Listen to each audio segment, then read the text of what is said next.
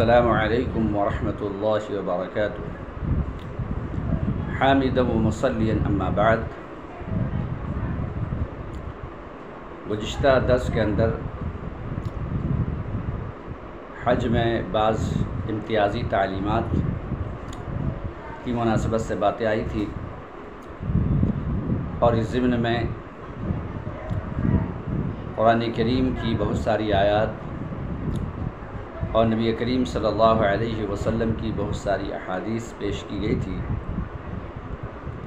جن سے یہ اندازہ لگایا جا سکتا ہے کہ انسان کے نیک اعمال اللہ کے ہاں اسی صورت میں باعث اجر و ثواب ہوں گے جب وہ سنت رسول صلی اللہ علیہ وسلم کے مطابق ہوں گے۔ جو اعمال سنت رسول سے ہٹ کر ہوں گے وہ اللہ کے ہاں غیر مقبول اور مردود ہے۔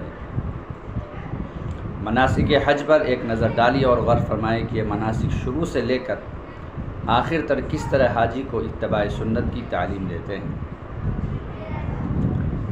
8 ذی الحجہ کو حاجی مسجد حرام چھوڑ کر ایک بے آباد سنگریزوں بھرے میدان میں خیمہ زن ہو جاتا ہے۔ اگر محض اجر و ثواب ہی مطلوب ہو تو مسجد حرام میں ادا کی گئی نمازوں کا ثواب منا کے مقابلے میں لاکھوں درجہ زیادہ ہے، تو پھر حاجی مسجد حرام کیوں چھوڑتا ہے؟ اس لیے کہ آپ صلی اللہ علیہ وسلم کی سنت اور آپ صلی اللہ علیہ وسلم کا بتایا ہوا طریقہ یہی ہے۔ مختصر سے قیام کے بعد دوسرے روز یعنی 9 ذی الحجہ کو طلوع آفتاب کے بعد حاجی پھر رخت سفر باندھتا ہے اور صرف چند کلومیٹر کے فاصلہ پر میدان عرفات میں جا ٹھہرتا ہے۔ وہی مٹی، وہی سنگریزے، وہی آب و ہوا۔ عرفات میں آخر کون سی ایسی خوبی ہے جو مینا میں نہیں؟ پھر لاکھوں انسانوں کا مینا کی حدود سے نکل کر عرفات میں جا کر ٹھہرنا اپنے اندر کیا حکمت رکھتا ہے؟ یہی کہ آپ صلی اللہ علیہ وسلم نے ایسا ہی کیا تھا۔ میدان عرفات میں حاجی ظہر کے وقت امام حج کا خطبہ سننے کے بعد 2 نمازیں ظہر اور عصر اکٹھی اور قصر کر کے پڑھتا ہے۔ غور فرمائیے، وہ حاجی جو دنیا بھر کے سارے کام کاج چھوڑ کر اپنے آپ کو اس لیے فارغ کر کے آیا ہے کہ اللہ کی عبادت کرے، وہ ظہر اور عصر کی نمازیں ایک ہی وقت میں اکٹھی اور قصر کر کے کیوں ادا کرتا ہے؟ اس لیے کہ اسے اللہ کے رسول صلی اللہ علیہ وسلم نے ایسا ہی کرنے کا حکم دیا ہے۔ عرفات میں چند گھنٹے قیام کے بعد حاجی پھر اپنا سامان سفر باندھتا ہے اور قریب ہی ایک دوسرے میدان مزدلفہ میں جا قیام کرتا ہے۔ عرفات میں حاجی رات کیوں نہیں گزارتا اور مزدلفہ میں کیوں گزارتا ہے؟ اس کی وجہ اس کے سوا اور کیا ہے کہ سنت رسول صلی اللہ علیہ وسلم یہی ہے کہ عرفات کے سنگریزوں کو غروب آفتاب کے بعد الوداع کہا جائے اور مزدلفہ کے سنگریزوں پر آ کر رات بسر کی جائے۔ عرفات سے حاجی غروب آفتاب کے بعد روانہ ہوتا ہے، لیکن مغرب کی نماز وقت پر ادا نہیں کرتا بلکہ مزدلفہ آ کر عشاء کی نماز کے ساتھ ادا کرتا ہے۔ حالانکہ اول وقت میں نماز ادا کرنا افضل ترین عمل ہے، جامع ترمذی،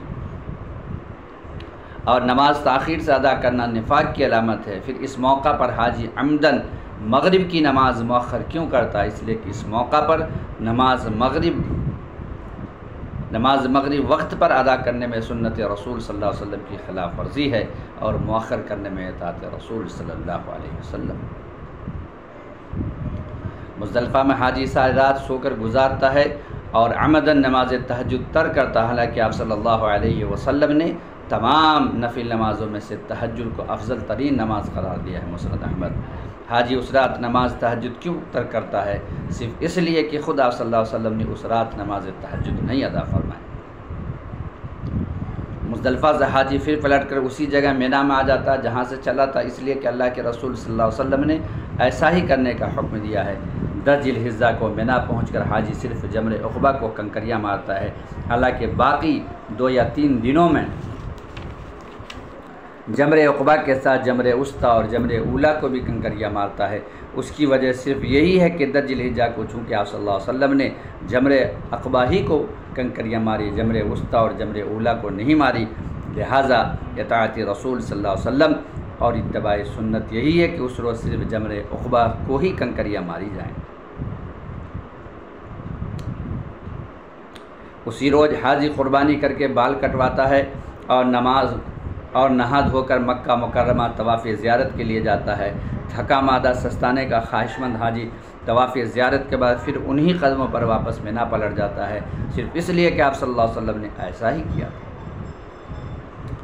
ایام تشریق میں حاجی زوال کے بعد جمرہ وسطیٰ اور جمرہ عقبہ کو بالترتیب کنکریاں مارتا ہے، لیکن اگر وہ پہلے جمرہ عقبہ پھر جمرہ وسطیٰ اور پھر جمرہ اولیٰ کو کنکریاں مارے تو اس کا یہ عمل باطل ٹھہرتا ہے، کیونکہ اس سے پیغمبر خدا صلی اللہ علیہ وسلم کی سنت کی خلاف ورزی ہوتی ہے۔ اس کی رمی صرف اس وقت ہی اللہ تعالیٰ کے ہاں قابل قبول اور باعث اجر و ثواب ہوگی جب وہ آپ صلی اللہ علیہ وسلم کی بتائی ہوئی ترتیب کے مطابق ہو۔ ایام تشریق منا میں گزارنے کے بعد حاجی پھر مکہ مکرمہ آتا ہے اور اپنے وطن روانہ ہونے سے پہلے ایک مرتبہ پھر بیت اللہ شریف کا طواف کرتا ہے، حالانکہ اس گھر کے کتنے ہی طواف وہ پہلے کر چکا ہے، لیکن جب تک حاجی یہ آخری طواف وداع نہیں کرتا وہ مکہ مکرمہ سے رخصت نہیں ہو سکتا، کیونکہ آپ صلی اللہ علیہ وسلم سنت رسول صلی اللہ علیہ وسلم یہی ہے۔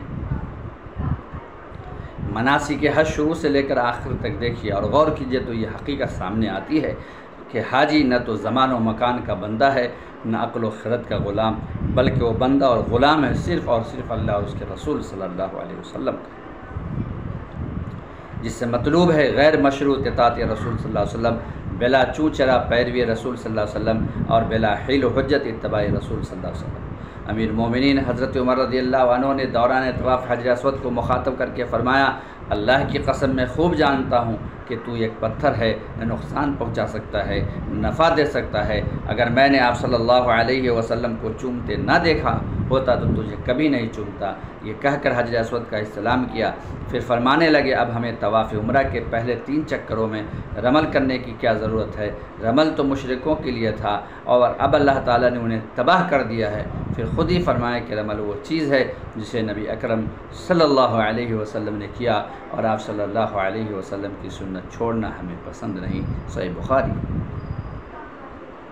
یہ ہے اتباع سنت کی وہ انقلابی فکر جو مناسک حج ایک باشعور حاجی کے اندر پیدا کر دیتے ہیں، جس کا اظہار حضرت عمر رضی اللہ عنہ نے دوران طواف کیا۔ بس عبادت حج کا اصل مقصد یہ ٹھہرا کہ مسلمان اپنی ساری زندگی اتباع سنت پر استوار کرے، اطاعت رسول صلی اللہ علیہ وسلم کو قید جزا بنا کے رکھے، اس کے فکر و عمل کا تمام تر دار و مدار پیروی رسول صلی اللہ علیہ وسلم پر